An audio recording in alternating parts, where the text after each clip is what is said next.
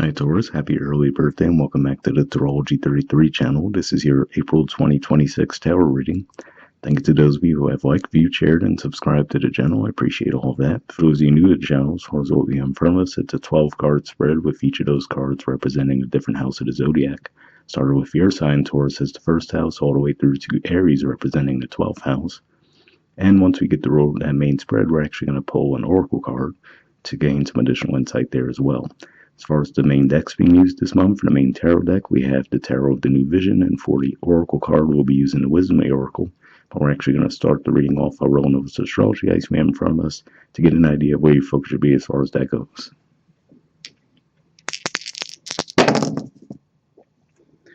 Alright, we have 5. So 5th house energy for you guys is Virgo. Astrologically speaking, that area of the zodiac's pretty quiet right now, but of course there could definitely be some positive momentum there regardless. Alright, we have the moon. So when it comes to the moon, usually I look at the main lunar cycles that'll be taking place during the month, and basically we'll have a full moon in Libra on the 1st of April, and that's actually your 6th house of work, health, and daily routines. Then we'll have a new moon in Aries on the 17th of April, and that's your 12th house of spirituality, blind spots, and mental health. And then technically it'll be in May, but there would be a full moon in your opposite sign of Scorpio on the 1st of May. So definitely looks like those are the main areas to keep an eye on there. We also do see the moon in your main spread as well. And we have Cancer. So for you guys, Cancer is your 3rd house of communication, short journeys, and siblings. And astrologically speaking, we have Jupiter there. It was retrograde for quite some time, and then on the 10th of March, it actually started direct motion again. But yeah, so of course that could be maybe leading to a little bit more luck when it comes to communications, right? Maybe having just the right conversation at the right time, things along those lines there. But yeah, we'll keep all that in mind as we go through the main spread. So in the 1st house, which points to personality, self-awareness, and appearance, we have the 2 of Pentacles. So this is actually a Capricorn energy here. So yeah, so this could just be saying you could be trying to decide between 2 different options. Now, of course, it could be financially related, given that we do see the 2 Pentacles there. But more than anything, I feel like this is saying maybe something where you're looking at something that maybe would be a little bit more stable versus a little bit more comfortable. So sometimes those 2 things will align, of course, right? But not always. So that could be what you could be trying to decide between, right? Or maybe one just is going to have a little bit more on the comfort side, but maybe a little less stability. The other one might have more stability, but less comfort. All right, in the 2nd house of possession, self-worth, and finances, we have the 6 of Wands. So this is a Leo energy here. So yeah, so this could just be saying that when it comes to your finances, primarily, it looks like you will be well received. You might be receiving some good news when it comes to finances, right? So a super generic way it could be coming across is if you get some kind of a raise or some kind of a bonus, things along those lines. But it looks like you will be seeing positive momentum and growth in that area of life. All right, so for the 3rd house of communication, as we saw, that came out with the dice as well, but we have the Ace of Swords. So yeah, so going back to what I was saying, right, with Jupiter being in your house of communication, where, like I said, you might hear just the right thing at just the right time, or you might have an epiphany while you're just sitting alone with your own thoughts, right? I feel like this is saying that something that you either hear through communication directly, or that just comes to you intuitively is going to be something that helped you build positive momentum this month.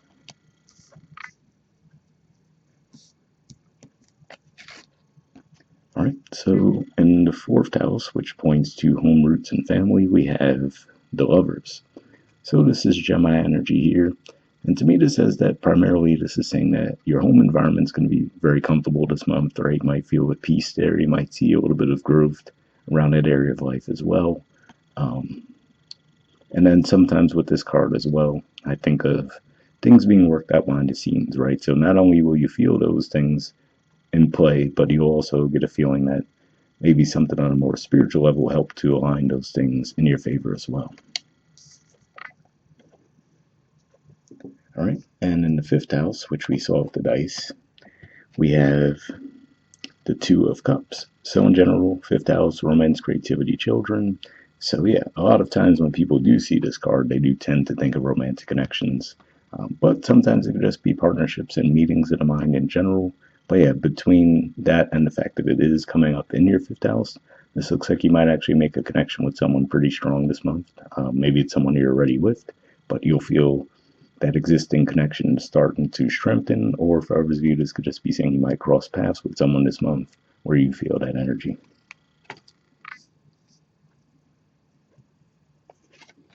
All right. In the 6th house of health, work, and daily routines, we have the Five of Swords. So this is Aquarius energy here, and that actually is your house of career and social status. So this does seem to be more than likely an energy within your work environment. But if so, I feel like this is saying, you could see how they could connect, right? If you get some kind of a bonus, a raise, or some kind of recognition in general within the work environment, right? Ideally, everyone around you would be happy, right? But we know sometimes workplaces could be a little bit more toxic than that. So this could just be saying that, yeah, everyone might not be in your corner around this positive news that you received there. So I feel like this is saying, be mindful of that, especially when deciding how many people to share this news with.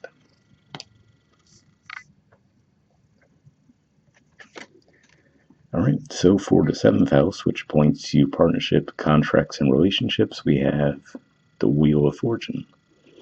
So this does take me back to what we were saying as far as this is a Jupiter energy here, and we were talking about how Jupiter is in Cancer in your 3rd house.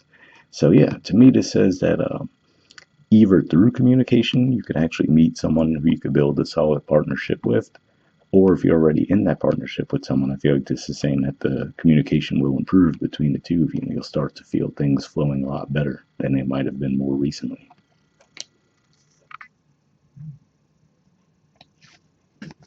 All right, in the 8th house of death, rebirth, intimacy, and investments, we have the Fool. So when I'm getting with this more than anything, to me says that you're willing to release things that don't work for you anymore, right? So like we said, if there is someone in your work environment that's driving you nuts, you might be like, you know what? Maybe I would have let that bother me in the past. Now I'm just going to let it roll off my back and keep moving on my path. But this could also just be saying that maybe you're a little bit more comfortable taking risks than you might have normally been in the past as well. And if that's the case, it looks like there is some luck on your side there, right? But I feel like, of course, you do it within reason, but you could just be feeling a little bit more adventurous than usual.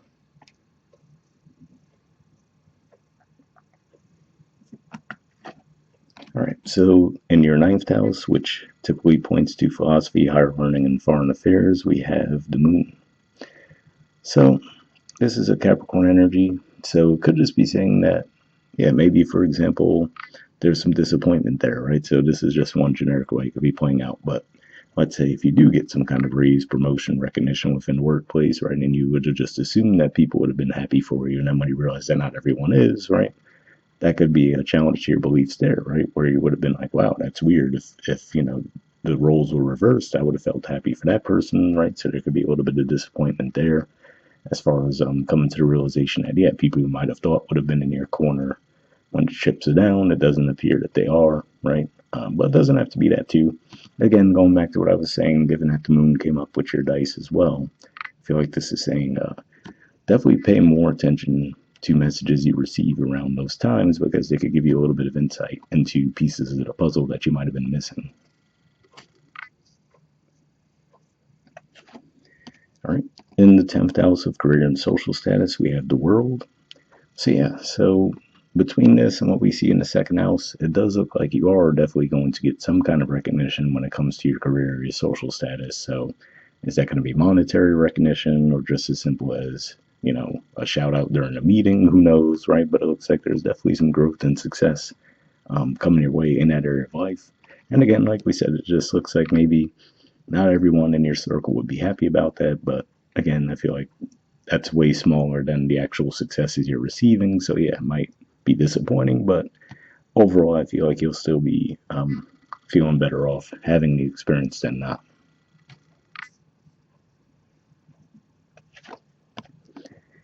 In the 11th house of friendships, groups, hopes, and wishes, we have the Seven of Wands. So this is actually Leo energy here, but seeing this makes me think of what we were seeing with the Five of Swords as well. And again, I feel like it's more or less emphasizing the same message, right? Where whether it be people in your work lives directly or people that you let know about the situation that you're going through in your work lives, it could just be saying that, yeah, you might be a little bit disappointed to see that people within your environment aren't as supportive as you might have thought they would have been given the success that you're experiencing.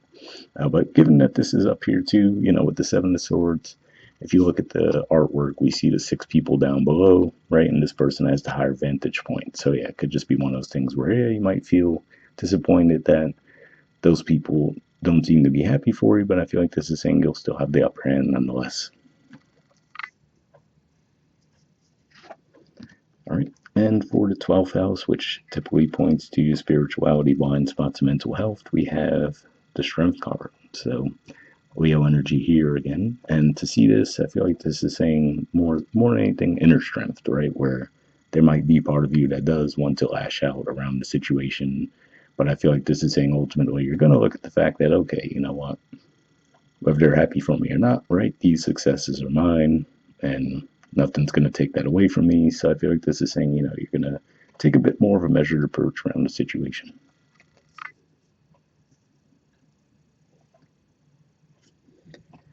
All right, and bottom of the deck, we have the Page of Swords.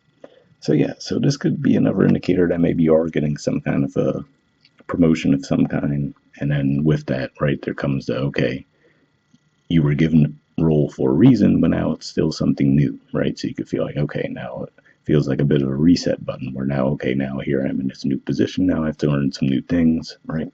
So there could be a little bit of a, not a hesitancy around it, but being extra cautious as you're learning. But overall, that could be a positive thing as well. And as time goes on, you'll start to feel more comfortable. But we'll see what the Oracle card adds to the mix. So, like I mentioned, we're going to pull a card from the Wisdom Oracle deck. So I'm just going to give this a few shuffles, and then we'll actually cut the deck and pull a card.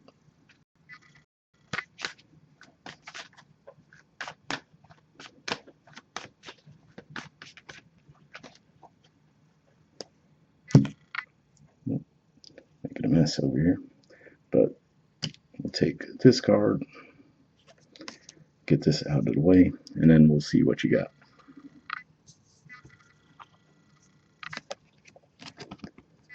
All right, we have the Fates. There's the artwork and the number 17.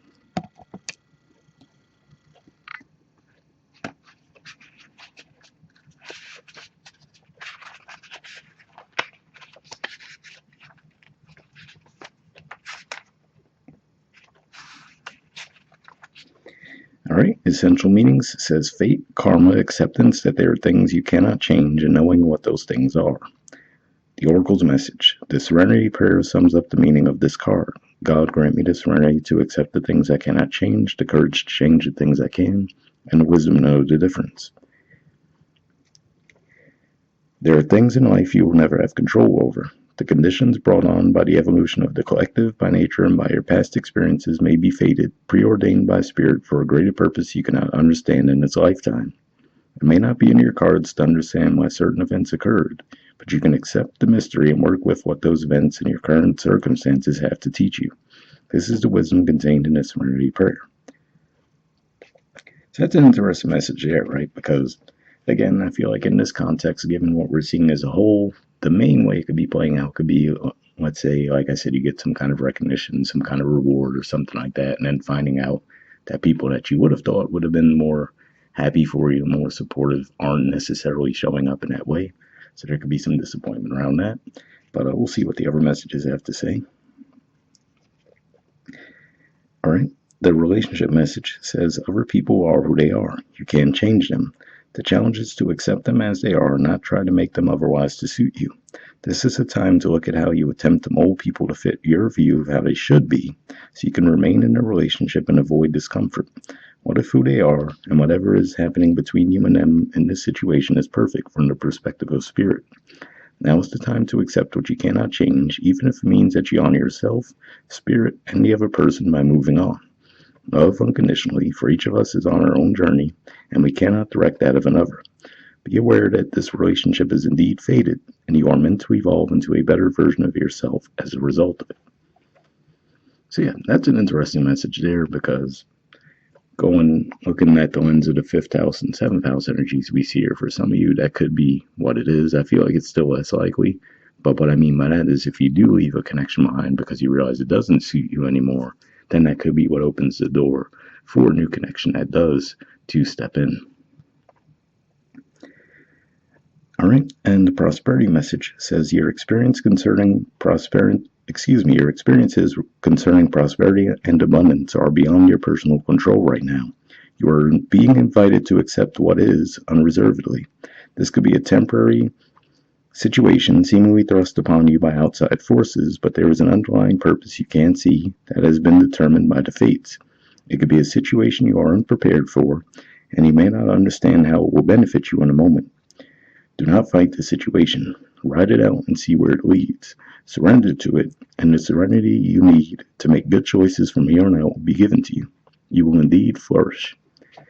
So yeah, so I do have to say, looking at that through a different lens, right? Because of course, there is no mathematical way every single Taurus in the world is going to get raises and promotions this month, right?